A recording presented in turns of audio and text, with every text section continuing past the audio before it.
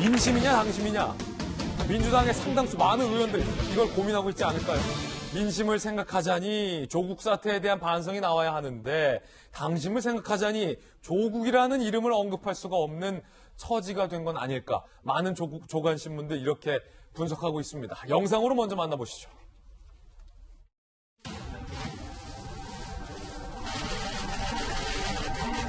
모든 학부모들이 그 당시에 간행적으로 해온 그런 행위들을 작은 허물조차 너무도 침소봉대하게 부풀려서 국민에게 많은 불신과 의혹과 그걸 심어주는 모습이 너무 두렵다고 해야 할까요?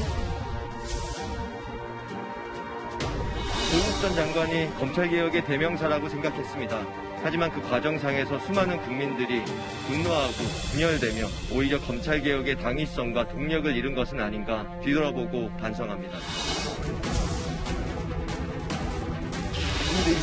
차이가 있던 거지 이견은 아니고 조국 사태는 개개인의 생각이 좀 틀리니까.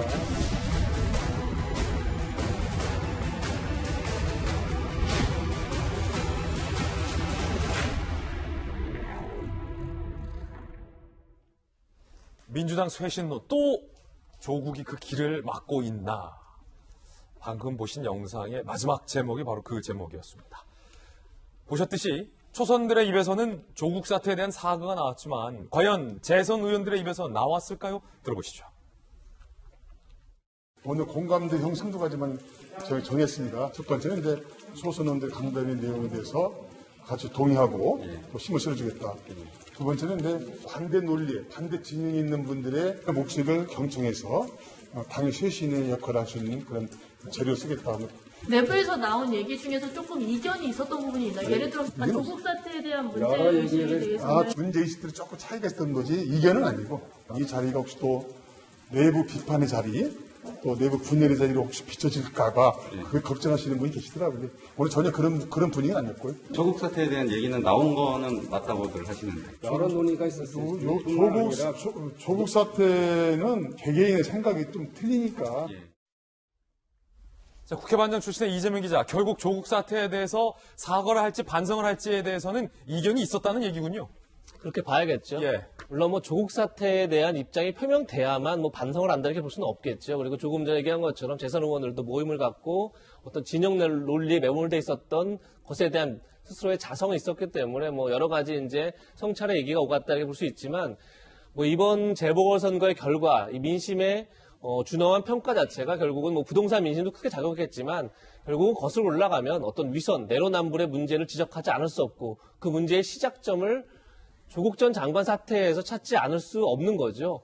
아무래도 조국 전 장관 사태가 터졌을 때 여권에서는 검찰의 무리한 수사를 강조하다 보니까 조국 전 장관의 문제까지를 덮거나 옹호하거나 혹은 그것을 관행처럼 또는 뭐 입시제도의 문제인 것처럼 이렇게 이제 몰고 갔던 부분이 있기 때문에 그런 점에서부터 이제 어떻게 보면 중도층의 이탈이 시작됐다 이렇게 볼 수 있는 거죠. 그런 점에서 초선 의원들이 이제 조국 전 장관 사태 그리고 추미애 윤석열 갈등 내로남불 문제를 포괄적으로 다 거론했었는데 그리고 나서 강성 지지층으로부터 굉장히 어떻게 보면 이제 비판을 받는 그런 국면에 몰렸죠. 그리고 나서 이제 재선 모임이 있었는데 그러다 보니까 재선들이 오히려 스스로 어떻게 보면 그런 강성 친문들을 의식해서 좀 몸조심한 거 아니야 이제 이런 비판 여론이 있는 거고 저는 이 조국 전 장관 사태 문제는 앞으로의 대선 과정에서도 계속 두고두고 여권에서 입장을 정리해야만 하는 거죠. 그런 점에서 저는 뭐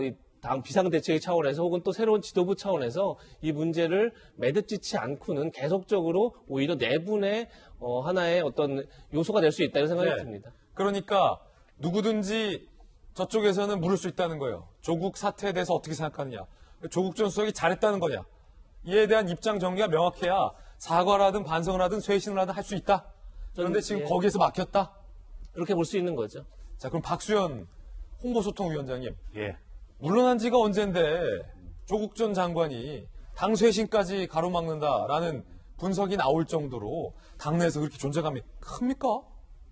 당내 존재감보다는 그 조국 전 장관과 관련된 문제가 우리 사회 전체의 어떤 가치관과 관련된 문제이기 때문에 중요한 거죠. 사회 전체의 가치관이요? 그렇습니다. 예.